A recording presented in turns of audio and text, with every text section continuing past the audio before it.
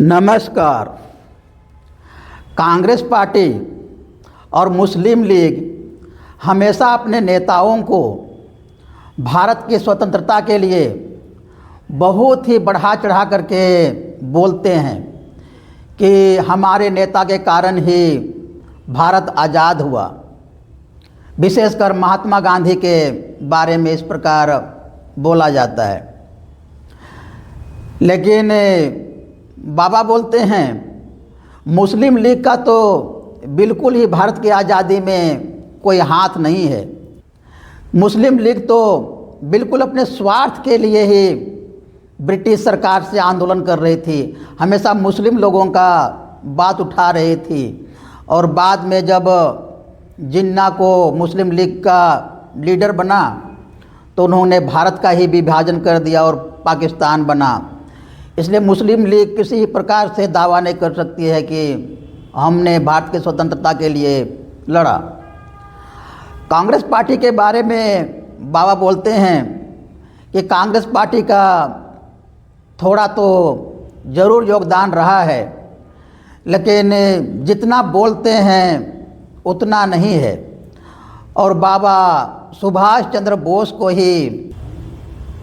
भारत की स्वतंत्रता का नायक मानते हैं और सारा क्रेडिट सुभाष चंद्र बोस को देते हैं, उसको ही प्राथमिक स्तर पर रखते हैं, सुभाष चंद्र बोस को। बाबा इन सब बातों को जमालपुर में जब बाबा काम करते थे तो उनके साथ के कर्मचारी लोगों को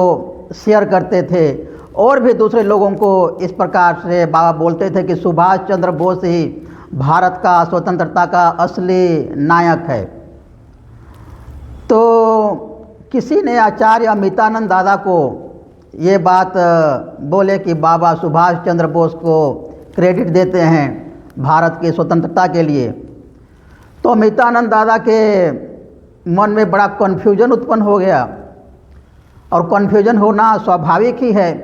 क्योंकि हम लोग सब लोग पढ़े हैं कि महात्मा गांधी ही स्वतंत्रता के लिए बहुत प्रयास किया, बहुत स्ट्रगल किया और उनके प्रयास से ही भारत स्वतंत्र हुआ। इस प्रकार हम लोगों को पढ़ाया गया है, समझाया गया है, दिमाग में डाला गया है। तो 1964 में एक दिन शाम को अमितानंद और कुछ मार्गी बाबा के साथ जमालपुर में इवनिंग वॉक में टाइगर ग्रेव की तरफ गए। और जब टाइगर ग्रेव पर पहुँचे, बाघ की कब्र पर पहुँचे, तो बाबा अचानक से ये भारत की स्वतंत्रता वाला विषय को छेड़ दिए और उस पर बात करने लगे कि भारत को जो आज़ादी मिली उसका क्रेडिट किसको जाना चाहिए। और बाबा अमितानंद की तरफ इशारा करके कहते हैं कि देखो अमितानंद, ये भारत का जो आज़ादी मिला इसको बहुत ही गलत तरीके से कुछ नेता लोगों को बढ़ चढ़ करके प्रचार किया जा रहा है और उनको हीरोइक बनाया जा रहा है और वही लोग भारत को स्वतंत्र किए, आज़ाद किए, इस प्रकार का उनको ग्लैमराइज किया जा रहा है। लेकिन ऐसी बात नहीं है। 15 अगस्त 1947 को जो भारत आज़ाद हुआ था उसका श्रेय केवल और केवल सुभाष चंद्र बोस को जाता है, क्योंकि सुभाष चंद्र बोस का जो तीक्ष्ण बुद्धि था, कुशाग्र बुद्धि थी, तीव्र बुद्धि थी, उसने उस समय सोचा कि अंग्रेज जब द्वितीय विश्व युद्ध में उलझे हुए हैं और इसी समय इन लोगों पर आघात करना चाहिए, इन लोगों को और समस्या में डालना चाहिए। और वो अकेला आदमी प्लान करता है। और उस समय तो कलकत्ता में वो अंग्रेज़ों के द्वारा ही नज़रबंद किया हुआ था अपने घर में, और वहाँ से भेष बदल करके निकलता है और बहुत सारे समस्याओं को झेलते हुए वो जर्मनी पहुँचता है और हिटलर से मिलता है। तो इस और अकेले ही इतना बड़ा जो ब्रिटिश साम्राज्य था उसको अकेले ही चैलेंज करता है, उसके साथ कोई नहीं था। तो इस प्रकार का काम कौन कर सकता है और इतना साहस किसके पास हो सकता है? तो सुभाष चंद्र में जो भगवान के प्रति अटूट श्रद्धा थी, विश्वास था, और उसका जो आध्यात्मिक साधना थी, और उसका जो नैतिकता था, और उसका जो निस्वार्थ सेवा करने का जो भाव था, उसी से उसको इतना शक्ति आ रहा था। और वो जर्मनी जाता है और हिटलर से मिलता है, और हिटलर को कन्विंस कर देता है इस बात के लिए कि जो भारत के लोग ही जर्मनी में और जापान में जो युद्धबंदी के रूप में कैद हैं, जो लोग ब्रिटिश से लोगों के फेवर के लिए लड़ रहे थे, उनके सहयोग के लिए द्वितीय विश्व युद्ध में लड़ रहे थे, और वो लोग जेल में थे, जेलबंदी के रूप में थे, उनको वो रिहा करने के लिए बोलते हैं, और उनको उन्हीं के विरुद्ध में, ब्रिटिश के विरुद्ध में ही लड़ा देने की बात कहते हैं। अर्थात जर्मनी और जापान के सहयोग की बात करते हैं, क्योंकि जो जर्मनी का दुश्मन था वो सुभाष चंद्र बोस का भी दुश्मन था। तो इस प्रकार से 10,000 जो युद्धबंदी कैदी थे उनको लेकर के सुभाष चंद्र ने उन लोगों पर देश प्रेम का भाव भरते हैं, उनमें उमंग और उत्साह भरते हैं, और उन लोगों को बोलते हैं कि तुम लोग हमेशा ब्रिटिश लोगों के भले के लिए काम किया है, और उनके साथ में रह कर के तुम लोग भारतीयों पर ही अत्याचार किया है, और अभी मौका है तुम लोगों को इनके विरुद्ध में लड़ने का और भारत को आज़ाद करने का, और इसी से तुम लोगों का पश्चाताप होगा। उस समय सुभाष चंद्र बोस नारा देते हैं कि तुम मुझे खून दो और मैं तुम्हें आज़ादी दूंगा, और इस प्रकार का नया जोश, नया उमंग भर देते हैं उन युद्धबंदियों में। और उन सारे लोगों को लेकर के भारत का जो नॉर्थ ईस्ट एरिया है, बंगाल, अभी का जो बांग्लादेश, अरुणाचल प्रदेश, असम और पश्चिम बंगाल, इस सब में ज़ोरदार तरीके से ब्रिटिश सरकार को, ब्रिटिश हुकूमत को आघात करते हैं, ज़ोरदार तरीके से टक्कर देते हैं। और सुभाष चंद्र बोस की इस देशभक्ति को देख करके, आज़ाद हिंद फौज की इस देशभक्ति को देख करके पूरे भारत में देश प्रेम जग जाता है, और सब लोग सुभाष चंद्र बोस को मैन पावर से, पैसे से और सामग्री से बहुत सहायता करते हैं, सेवा करते हैं, जो भी उनको आवश्यक थी। 1942 में महात्मा गांधी का भी असहयोग आंदोलन चल रहा था, और भारत छोड़ो आंदोलन उन्होंने शुरू कर दिया था, लेकिन ब्रिटिश सरकार उनको उस आंदोलन को दबा दिया था, और बहुत सारे लोगों को जेल में डाल दिया था, उनको प्रताड़ित कर रही थी, और इससे भी पूरा हताशा थी। भारत छोड़ो आंदोलन 1942 को ब्रिटिश सरकार ने अत्यधिक बल और क्रूरता से दबाया, जिसमें गांधी जी समेत प्रमुख नेताओं की गिरफ्तारी, बड़े पैमाने पर गिरफ्तारियां, 60,000 जोड़, कांग्रेस को गैरकानूनी घोषित करना, हिंसक दमन, लाठीचार्ज, गोलीबारी, गांव जलाना और आर्थिक दबाव, भारी जुर्माना शामिल थे। लेकिन जब सुभाष चंद्र बोस की जो आज़ाद हिंद सेना थी, उनके शौर्य को देख करके, उनकी वीरता को देख करके, उनका जोश को देख करके, देशभक्ति को देख करके, उनमें भी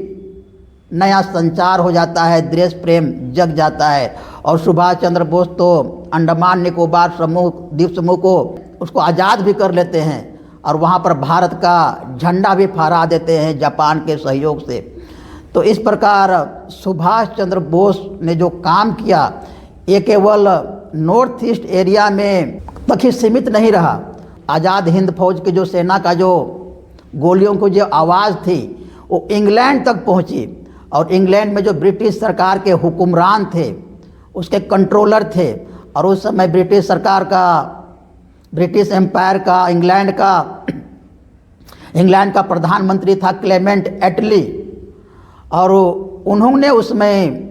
डिसीजन लिया कि भारत को और हम लोग ज़्यादा दिन तक गुलाम नहीं रह सकते, इनको स्वतंत्रता देनी पड़ेगी, इनको आज़ाद करना पड़ेगा।